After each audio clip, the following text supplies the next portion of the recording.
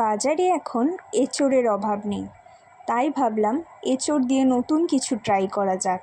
এটা ভাবতেই মনে হলো গন্ধরাজ চিকেন তো মোটামুটি আমরা সবাই খেয়েছি, এটা এঁচোড়ে ট্রাই করলে কেমন হয়।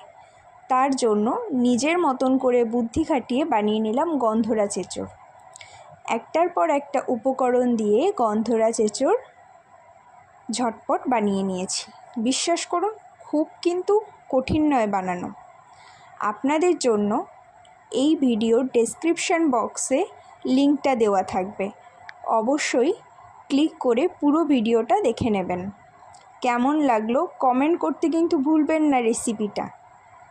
আর আমার বিশ্বাস গন্ধরাজ এঁচোড় আপনারাও হয়তো কখনো খাননি। বিশ্বাস করুন, আমি নিজেও ভাবতে পারিনি এতটা দুর্দান্ত খেতে হবে, কিন্তু নিজেই অবাক হয়ে যাচ্ছিলাম। এমন একটা রেসিপি যেটা আমি নিজেও ইউটিউবে কখনো দেখিনি, কিন্তু নিজের মতন করে বানিয়ে ফেললাম। খেয়ে দেখি সত্যিই দারুণ হয়েছে। আপনাদের কেমন লাগলো কমেন্ট করে জানাবেন।